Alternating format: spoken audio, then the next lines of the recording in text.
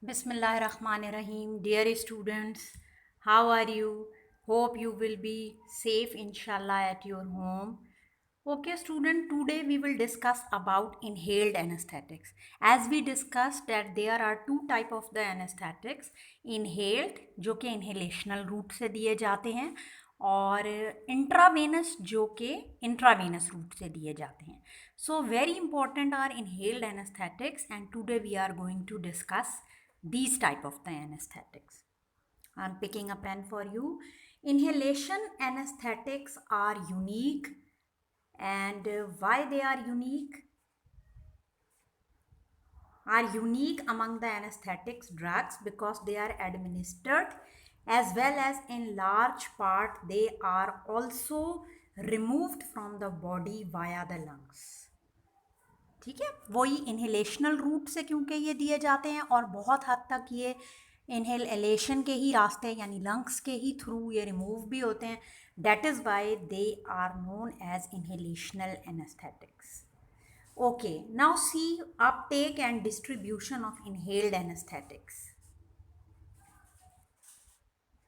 The concentration of an inhaled anesthetic in a mixture of gases is proportional to its partial pressure or tension. आप लोगों को थोड़ा सा recall करना होगा कि पार्शियल प्रेशर क्या होता है. Whenever we talk about the gases या गैसेस के मिक्सचर की हम ये बात करते हैं तो हम ये कहते हैं कि उन गैसेस का किसी भी मिक्सचर में जो इंडिविजुअल प्रेशर होता है वो पार्शियल प्रेशर होता है और तमाम गैसेस का एक मिक्सचर के पार्शियल प्रेशर का अगर आप सम करेंगे तो वो उस मिक्सचर का टोटल प्रेशर होगा. Isn't it? और गैसेस के केसेस में क्योंकि हम इन्हेलेशनल एनेस्थेटिक्स की बात कर रहे हैं जो या तो गैसेस हैं और या फिर वेपराइज्ड फॉर्म में लिक्विड्स जो हैं जो मैंने आपको बताया था सीवोफ्लोरेन, आइसोफ्लोरेन, डेसफ्लोरेन वगैरह दिए जाते हैं और नाइट्रस ऑक्साइड हमारे पास गैस है जो कि एक बहुत इंपॉर्टेंट इन्हेलेशनल एनेस्थेटिक है. तो इन्हेलेशनल एनेस्थेटिक्स में क्योंकि आप इनको वेपराइज्ड फॉर्म में इन्हेलेशनल रूट से दे रहे हैं तो यहाँ पर पार्शियल प्रेशर का कॉन्सेप्ट बहुत ही इम्पॉर्टेंट है. पार्शियल प्रेशर और गैसेस जो हैं उनकी जो कंसंट्रेशन होती है वो यूजुअली हम पार्शियल प्रेशर के सेंस में बात कर रहे होते हैं, कंसंट्रेशन की डायरेक्टली बात नहीं कर रहे होते. ठीक है, तो as far as the uptake and distribution is concerned, uptake का मतलब कि डेफिनेटली आप इन्हेलेशनल रूट से दे रहे हैं तो वो ड्रग इन्हेलेशनल यानी लंग से जाएगी ब्लड में और ब्लड से जाएगी ब्रेन में. आपने ब्रेन में पहुंचाना है ना, तो उसका अपटेक और फिर उसके बाद जो डिस्ट्रीब्यूशन हो रही होती है उसकी कुछ न्यूरोनल टिश्यूज़ में भी और नॉन न्यूरोनल टिश्यूज़ में, इसके कॉन्सेप्ट्स को क्लियर करना is very very important.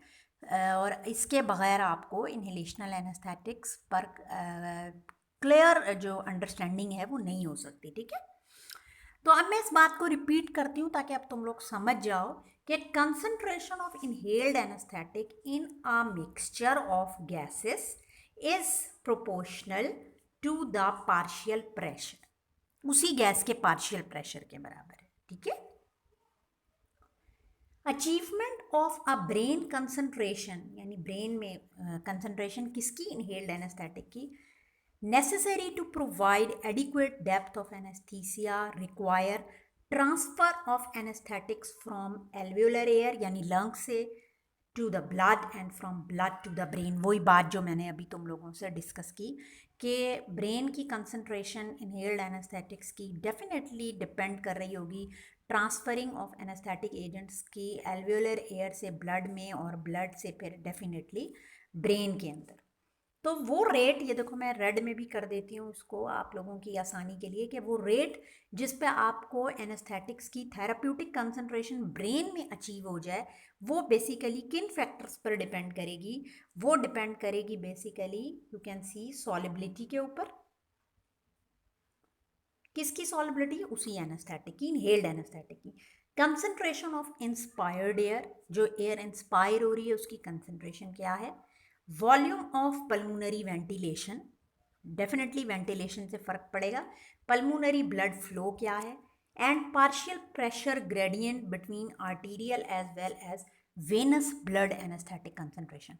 Arteries में और वेन्स के दरमियान में जो उस एनेस्थेटिक एजेंट का पार्शियल प्रेशर ग्रेडियंट है, यानी कि जो बीच में एक ग्रेडियंट डेवलप होगा, उस पर भी डिपेंड कर रहा होगा कि वो ज़्यादा है या लो है। अब हमने बच्चों इन तमाम फैक्टर्स को वन बाय वन डिस्कस करना है, ठीक है। पहले तो तुम लोगों ने याद रखना है कि जनरल एनेस्थेटिक्स की जो इनहेल्ड एनेस्थेटिक्स की कंसंट्रेशन ब्रेन में अचीव होती है वो इन फैक्टर्स के ऊपर डिपेंड कर रही होती है, और फिर हम इन फैक्टर्स को देखते हैं कि किस तरीके से इस पर डिपेंड कर रही होती है। First of all solubility. सबसे पहले हम देखते हैं कि सॉलिबिलिटी का क्या इफेक्ट है, ठीक है। तो सबसे पहले let's have a look on solubility के सॉलिबिलिटी का इस पैरामीटर के ऊपर क्या इफेक्ट होगा। हम सबसे पहले इस चीज़ को यहाँ पर क्लियर करते हैं। देखो, सॉलिबिलिटी इनहेल्ड एनेस्थेटिक की अगर हम बात कर रहे हैं तो इसमें एक बहुत इंपॉर्टेंट चीज़ है, physical property of anaesthetic, and that is called blood gas partition coefficient, ठीक है। अब नाम से ही पता चल रहा है ब्लड गैस पार्टीशन कोफिशिएंट कि this is basically a ratio. ये एक रेशो है किसका? Concentration of anaesthetic in blood phase, जो हमने ब्लड गैस पार्टीशन कोफिशिएंट कह रहे हैं ना, एक पार्टीशन है ना बिटवीन ब्लड फेस, और फिर दूसरा किसकी रेशो किसके दरमियान है? Concentration of anaesthetic in gas phase, जबकि anaesthetic is in equilibrium between the two phases, blood phase और गैस फेज, इन दोनों के दरमियान का जो कंसंट्रेशन का रेशो है, जबकि दोनों फेजेस जो हैं उनके दरमियान में एनेस्थेटिक जो है वो इक्विलिब्रियम कंडीशन में है, इसको आप ब्लड गैस पार्टीशन कोफिशिएंट कहते हैं। और किसी भी एनेस्थेटिक एजेंट की, इनहेल्ड एनेस्थेटिक की मैं बात कर रही हूँ, रिमेंबर इनहेल्ड एनेस्थेटिक की जो सॉलिबिलिटी है वो डिपेंड कर रही होती है इस ब्लड गैस पार्टीशन कोफिशिएंट के ऊपर, ठीक है। देखो, blood gas partition coefficient is determinant of speed of anaesthetic onset यानी इंडक्शन, और फिर उसका ऑफसेट यानी कि रिकवरी, इन दो चीज़ों के ऊपर डिपेंड कर रहा होगा, ठीक है। यानी आपको ब्लड गैस पार्टीशन कोफिशिएंट ये बताता है कि उस एनेस्थेटिक एजेंट का इंडक्शन क्या है और उसका रिकवरी क्या है, स्लो है फास्ट, ठीक है। याद रखो बच्चों कि अगर ब्लड गैस पार्टीशन कोफिशिएंट लो है, कम है, डिक्रीज्ड है किसी भी इनहेलेशनल एनेस्थेटिक का, तो हमेशा इंडक्शन रैपिड होगी। एनेस्थेटिक एजेंट की जो इंडक्शन होती है, यानी एनेस्थीसिया जहाँ पे इंड्यूस होने लगा है, वो हमेशा रैपिड होगी, ठीक है। फॉर एग्जाम्पल देखो, यहाँ पर आप ये ख्याल करें इस वक्त कि ब्लड जो है इनहेल्ड एनेस्थेटिक्स के केस में pharmacologically inactive reservoir, let suppose, तो वो ड्रग्स जिनकी लो सॉलिबिलिटी है और जिनकी हाई सॉलिबिलिटी है ब्लड में, उनकी इंडक्शन में फ़र्क होगा। जैसा कि मैंने बताया कि जिनकी सॉलिबिलिटी कम होगी उनका पार्टीशन कोफिशिएंट कुछ और होगा, ब्लड गैस पार्टीशन कोफिशिएंट, और जिनकी सॉलिबिलिटी ब्लड में ज़्यादा होगी उनका ब्लड गैस पार्टीशन कोफिशिएंट कुछ और होगा।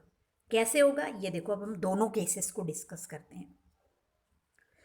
फॉर एग्जाम्पल बच्चों कि एक ऐसी एनेस्थेटिक गैस है तुम लोगों के पास जिसकी ब्लड में सॉलिबिलिटी लो है, मैंने ग्रीन में लिखा हुआ है इसको, और इसकी बेस्ट एग्जाम्पल तुम लोगों के पास नाइट्रस ऑक्साइड है। नाइट्रस ऑक्साइड ब्लड में बहुत ही लो इसकी सॉलिबिलिटी है और ये उसमें सॉल्युबल नहीं है, तो this will diffuse from alveoli into the circulation, little anaesthetic dissolve in the blood, क्योंकि ये सॉल्युबल ही नहीं है तो ये क्या ब्लड में डिसॉल्व होगा, ठीक है। तो जब ये एल्वियोलाई से या लंग्स से ब्लड में जाएगा नाइट्रस ऑक्साइड या ऐसे एजेंट जिनकी सॉल्युबिलिटी ब्लड में है ही नहीं, तो ये वहाँ पर सॉल्युबल नहीं होते, डिसॉल्व नहीं होते, और इक्विलिब्रियम जो है यानी इस ब्लड के अंदर और जो एल्वियोलाई से तुम लोग दे रहे हो, ब्लड कौन सा? आर्टीरियल ब्लड ना, आर्टरी के ब्लड की हम बात करें, क्योंकि ब्लड अब आपका आर्टरीज में जा रहा है जो फर्दर वहाँ से मूव कराएगा इसको ब्रेन के अंदर। तो equilibrium between inhaled anaesthetic and arterial blood occurs rapidly, जल्दी हो जाता है, ठीक है। और इससे आर्टीरियल एनेस्थेटिक प्रेशर जो है वो बहुत क्विकली इंक्रीज हो जाता है, ठीक है। इसीलिए वो एजेंट जिनकी सॉल्युबिलिटी ब्लड में कम है वो बहुत जल्दी ब्लड के अंदर पार्शियल प्रेशर को इंक्रीज करते हैं, ठीक है। ये कॉन्सेप्ट समझ में आ गया, ये बात क्लियर हो गई। इस बात को जहन में रखना कि देखो वो एजेंट्स जिनकी ब्लड सॉल्युबिलिटी बहुत कम है वो ब्लड के अंदर डिज़ोल्व नहीं होते और उनका इक्विलिब्रियम दोनों फेजेस में, यानी जो आर्टीरियल ब्लड है और जो एल्वेओलाई है वो जल्दी अचीव हो जाता है, इसीलिए वो ड्रग्स जल्दी इंडक्शन करवाते हैं एनेस्थीसिया का। दूसरी तरफ अगर मैं बात करूं उन एजेंट्स की जिनकी ब्लड सॉल्युबिलिटी बहुत हाई है, जैसा कि हेलोथेन है। हेलोथेन एक ऐसे वो गैस है जो कि बहुत जल्दी ब्लड में वो हो जाती है, डिज़ोल्व हो जाती है। उस केसेस में आपको पार्शियल प्रेशर अगर इंक्रीज़ करना है तो आपको बहुत ज़्यादा टाइम भी रिक्वायर्ड होगा वहाँ पर, और टाइम लगेगा क्योंकि वो ड्रग सॉल्युबल है ना। तो जब वो ड्रग उसके अंदर सॉल्युबल है तो ज़्यादा अमाउंट उसके अंदर जब तक डिज़ोल्व नहीं होगी तब तक ब्लड का पार्शियल प्रेशर नहीं बढ़ेगा, इसीलिए इन एजेंट्स का इंडक्शन स्लो होता है, ये जल्दी इंड्यूस नहीं करवाते हैं एनेस्थीसिया को। यानी ये मैंने की पॉइंट्स लिखे तुम लोगों के लिए कि more soluble an agent is in the blood the more must be dissolve to raise the blood pressure कह रही हूँ, सॉरी, पार्शियल प्रेशर ना, ठीक है। दूसरा की पॉइंट क्या है कि अगर जाहिर है कि वो ड्रग्स अगर बहुत ज़्यादा सॉल्युबल हैं तो इसका मतलब ये है कि पार्शियल प्रेशर फिर बहुत उसका स्लोली राइज होगा, ठीक है। लेकिन वो ड्रग्स जो कि ब्लड में सॉल्युबल नहीं है क्योंकि वो डिज़ोल्व ही नहीं होती, अलग से पड़ी रहती हैं, तो उनका पार्शियल प्रेशर जल्दी इंक्रीज हो जाता है, ठीक है। और आप ये देख सकते हैं कि सॉल्युबिलिटी की रैंकिंग ऐसी है, पहले हेलोथेन है, फिर आइसोफ्लूरेन, सीवोफ्लूरेन, नाइट्रस ऑक्साइड, डेसफ्लूरेन, ठीक है। इज दैट क्लियर बच्चों? ओके, अब हम अपना एक नेक्स्ट फैक्टर देखते हैं और वो फैक्टर है anaesthetic concentration in the inspired air. Definitely ये एक और बहुत इंपॉर्टेंट चीज़ है कि जो आपकी इंस्पायर्ड एयर आ रही है उसके अंदर आपका इनहेल्ड एनेस्थेटिक की कंसंट्रेशन कितनी है, ठीक है। ये चीज़ इंपॉर्टेंट है। तो अगर if there is increase in the inspired anaesthetic concentration, this will also increase the rate of induction of anesthesia by increasing the rate of transfer into the blood according to the Fick's law। यानी कि इसका मतलब ये है कि अगर inspired air में anaesthetic concentration ज़्यादा है, डेफिनेटली जितनी ज़्यादा कंसंट्रेशन उतनी ही ज़्यादा कंसंट्रेशन मूव करेगी ब्लड के अंदर, ठीक है। उसके बाद एक नेक्स्ट फैक्टर है हमारे पास पल्मोनरी वेंटिलेशन। इस टॉपिक में असल में ये जनरल एनेस्थेटिक खासा लेंदी टॉपिक है और मैं इसमें कम से कम आज के लेक्चर में ये फैक्टर ज़रूर डिस्कस करना चाह रही हूँ। तो आप लोगों को ब्रेक भी मिला रहा बीच की वजह से, तो ये आप इस लेक्चर को मैं थोड़ा लेंदी कर रही हूँ और कोशिश कर रही हूँ कि ये फैक्टर इसमें कवर कर दूँ ताकि आप लोग इसको पढ़ सकें, ठीक है भाई। पल्मोनरी वेंटिलेशन आप खुद सोचें कि इसका क्या इफ़ेक्ट होगा, ठीक है। हायर द पल्मोनरी वेंटिलेशन, जितनी पल्मोनरी वेंटिलेशन ज़्यादा होगी, more gas per unit time is delivered to the alveoli and definitely it will transfer to the arterial blood. जितनी ज़्यादा वेंटिलेशन कर रहे हैं, जितनी ज़्यादा आप एयर पास कर रहे हैं लंग्स के अंदर, उतना ही ज़्यादा वो गैस मूव करेगी एल्वियोलाई में और उतना ही ज़्यादा वो मूव करेगी आर्टीरियल ब्लड में। लेकिन देखो इसमें दो अलग अलग चीज़ें होती हैं। वो ड्रग्स या वो इन्हेलेशनल एनेस्थेटिक्स जो कि ब्लड में ज़्यादा सॉल्युबल हैं, जैसा कि हाइलोथेन, वहाँ केस कुछ और होगा। और वो ड्रग्स जो कि ब्लड के अंदर बहुत लो सॉल्युबिलिटी रखती हैं इनहेल्ड एनेस्थेटिक में, जैसा कि नाइट्रस ऑक्साइड है, वहाँ केस कुछ और होगा, ठीक है। फॉर एग्जाम्पल ये देखें कि अगर आपने पल्मोनरी वेंटिलेशन को बढ़ाया है, मैंने पर्पल कलर में इसको लिखा है इसीलिए, तो वहाँ पर क्या होगा कि आर्टीरियल कंसंट्रेशन में स्लाइट इंक्रीज आता है, ठीक है। यानी अगर आप पल्मोनरी वेंटिलेशन बढ़ा रहे हैं तो आर्टीरियल कंसंट्रेशन इन्हेलेशनल एनेस्थेटिक के हवाले से बहुत ज़्यादा इंक्रीज नहीं होती उन ड्रग्स की जिनकी ब्लड की सॉल्युबिलिटी बहुत लो है, ठीक है, जैसा कि नाइट्रस ऑक्साइड है, क्योंकि वो उसके अंदर सॉल्युबल ही नहीं है। तो पल्मोनरी वेंटिलेशन अगर आप इंक्रीज कर भी रहे हैं तो ड्रग तो ज़रूर वहाँ ज़्यादा ट्रांसफ़र हो रही है, लेकिन वो ब्लड में सॉल्युबल नहीं है, तो आर्टीरियल टेंशन यानी आर्टीरियल कंसंट्रेशन इतनी ज़्यादा नहीं बढ़ेगी। आर्टीरियल टेंशन की मैं बात करूँ, ठीक है। लेकिन उन केसेस में जहाँ पर हाई सॉल्युबिलिटी है, फॉर एग्जाम्पल हेलोथेन, वहाँ पर आर्टीरियल इंक्रीज बढ़ जाएगा, यानी आर्टरीज में या ब्लड में कंसंट्रेशन इनहेल्ड एनेस्थेटिक की, जो कि ब्लड में ज़्यादा सॉल्युबिलिटी रखते हैं, वो वेंटिलेशन बढ़ाने से बढ़ जाएगी। तो ये दो बातें आपने याद रखनी है कि वो इनहेल्ड एनेस्थेटिक्स जिनकी ब्लड में सॉल्युबिलिटी ज़्यादा है, जैसे हेलोथेन, वहाँ अगर आप वेंटिलेशन को बढ़ाएंगे तो आर्टरीज में या ब्लड में कंसंट्रेशन उन एजेंट्स की जल्दी बढ़ जाएगी। और इसको आप वाइस वर्सा कर लें दूसरे केस में, ठीक है। नेक्स्ट फैक्टर है बेटा हमारे पास pulmonary blood flow. Blood flow एक और इम्पॉर्टेंट चीज़ है कि लंग्स को कितना ब्लड फ्लो जा रहा है, लंग्स पे कितना ब्लड फ्लो इफेक्ट हो रहा है, इस चीज़ को देखने की ज़रूरत है, ठीक है। यहाँ पर भी अगेन दोनों अलग अलग केसेस हैं। वो ड्रग्स जो कि ब्लड में हाईली सॉल्युबल हैं, वहाँ क्या होगा, और ऐसी इनहेल्ड ड्रग्स या ऐसी इनहेल्ड गैसेस जो कि ब्लड में लेस सॉल्युबल हैं, वहाँ पर केस कुछ और होगा, ठीक है। तो हम देखते हैं कि इनमें क्या होगा। देखो, अगर पल्मोनरी ब्लड फ्लो बढ़ा दिया जाए, ठीक है, तो ऐसी ड्रग्स जिनकी ब्लड में सॉल्युबिलिटी बहुत ज़्यादा है, जैसा कि हेलोथेन, और उनमें अगर आप पल्मोनरी ब्लड फ्लो बढ़ाएंगे तो आर्टीरियल टेंशन या आर्टीरियल कंसंट्रेशन कम हो जाएगी, डिक्रीज हो जाएगी।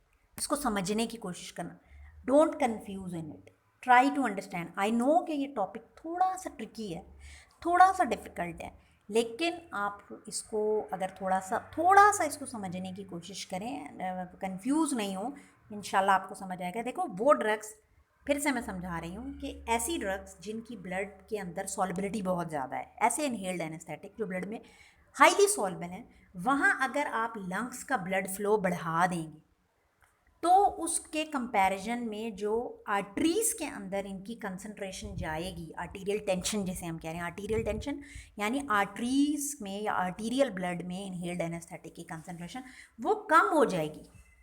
ऐसा क्यों? देखो, ऐसा इसलिए है कि जब आपने पल्मोनरी ब्लड फ्लो बढ़ाया, क्या होगा कि वॉल्यूम भी ज़्यादा हो जाएगा, expose a large volume of blood to anaesthetic agent in the alveoli. इसका मतलब ये हुआ कि जब आप पल्मोनरी ब्लड फ्लो बढ़ा रहे हैं तो एल्वेओलाई के अंदर ज़्यादा ब्लड का एरिया एक्सपोज्ड है, ब्लड की कैरिंग कैपेसिटी अब ज़्यादा है, ठीक है। क्योंकि ब्लड की कैरिंग कैपेसिटी अब ज़्यादा है, ये देखो, कैरिंग कैपेसिटी ज़्यादा है, तो जो रेट ऑफ राइज है ब्लड के अंदर, यानी जो कंसंट्रेशन आर्टीरियल ब्लड के अंदर है, वो डिक्रीज़ हो जाएगी, क्योंकि उसको ब्लड वहाँ पर ज़्यादा है और ब्लड वहाँ तेज़ी से गुजर रहा है, ब्लड फ्लो आपने बढ़ा दिया, तो जब वो ज़्यादा तेज़ी से गुजर रहा है उसको वहाँ स्टे करने का टाइम कम मिल रहा है। जब वो कम स्टे कर रहा है तो आर्टरीज़ के अंदर कंसंट्रेशन कम जाएगी, आर्टरीज़ के ब्लड के अंदर जो इनहेल्ड एनेस्थेटिक की कंसंट्रेशन है, जिसको आप एनेस्थेटिक टेंशन कह रहे हैं, वो कम हो जाएगी, ठीक है। और अगर आप डिक्रीज़ कर देंगे पल्मोनरी ब्लड फ्लो को तो डेफिनेटली इसका इफेक्ट अपोजिट होगा, क्योंकि आपने ब्लड फ्लो कम कर दिया, अब वहाँ पर ब्लड फ्लो बहुत स्लो है, वहाँ पर टाइम उसको ज़्यादा मिल रहा है, तो ब्लड के अंदर अब इनहेल्ड जो एनेस्थेटिक की टेंशन है या जो कंसंट्रेशन है वो अब ज़्यादा जल्दी राइज होगी, क्योंकि ब्लड फ्लो कम है और वो वहाँ ज़्यादा देर स्टे कर है। लेकिन ये वाला फैक्टर उन केसेस में जहाँ पर गैसेस सॉल्युबल नहीं है, जैसा कि नाइट्रस ऑक्साइड की मैंने बात की थी, वहाँ ये फैक्टर इतना इम्पोर्टेंट नहीं है, ठीक है बेटा। Okay, is that clear? अब हम नेक्स्ट फैक्टर को देख लेते हैं, और नेक्स्ट फैक्टर जो कि लास्ट फैक्टर है हमारे पास, वो है आर्टीरियो वेनस कंसंट्रेशन ग्रेडियंट, यानी आर्टरीज में और वेन्स में क्या कंसंट्रेशन ग्रेडियंट डेवलप हुआ है। The anaesthetic concentration gradient between arterial and venous blood is dependent mainly on uptake of anesthetic by the tissues including non-neuronal tissues, ठीक है। Depending upon rate and extent of tissues Uptake, venous blood जो कि return हो रहा होता है lungs में, may contain significantly less anesthetic than the arterial blood। ये तो एक ऑब्वियस सी बात है। देखो आर्टीरियल ब्लड में हमेशा एनेस्थेटिक की कंसनट्रेशन ज़्यादा होगी क्योंकि वो एल्वुलाई या लंग्स से लेके जा रहे हैं एनेस्थेटिक एजेंट्स को। और वेनस ब्लड वो ब्लड है जो कि अब वापस आ रहा है ब्लड को कैरी करके, और उस वक्त बहुत सारे टिश्यूज़ में भी एनेस्थेटिक एजेंट्स इंक्लूडिंग ब्लड और including non neuronal tissues concentration वहाँ पर ड्रग्स एंड हेल्ड एनेस्थेटिक उन टिश्यूज़ में जा चुका होगा। तो डेफिनेटली ये तो अंडरस्टूड है कि आर्टरीज़ के अंदर हमेशा ज़्यादा होगा एनेस्थेटिक की कंसनट्रेशन और वेन्स में कम होगी।